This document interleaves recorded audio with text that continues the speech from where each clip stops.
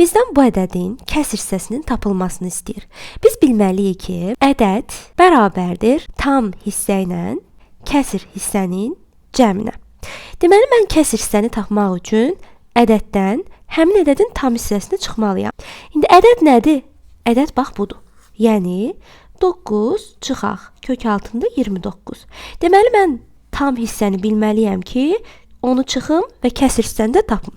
Bəs tam hissəni necə tapacam? Baxaq. 9 çıxılsın kök altında 29. İndi mən bu kök altında 29-un təxminən neçəyə bərabər olduğunu tapmalıyam. Kök altında 29-u elə iki ədədin arasına qoyacağam ki, həmin ədədlərdən kök çıxsın. Məsələn, 25 yaza bilərəm, çünki 25-dən kökdən 5 çıxar və 36 yaza bilərəm, çünki 36-dan da 6 çıxar. Məsələn, 49 yaza bilmərəm, çünki ondan əvvəldə 36 var. 25-dən 5, 36-dan 6 çıxdı. Deməli, kök altında 29 5 ilə 6 arasında yerləşirsə, bu təxminən 5 tam neçəsi olacaq? Məsələn, 5,3 deyək.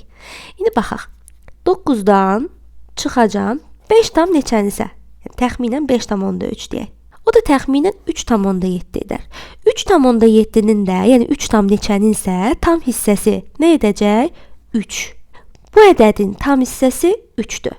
Qayıdıram əvvələ. Kəsr hissəni tapmaq üçün mən nə etməliydim? Ədəddən, yəni 9 çıxılsın kök altında 29-dan tamı, yəni 3-ü çıxmalıyam. 9-dan 3 çıxsam 6 çıxılsın kök altında 29-a.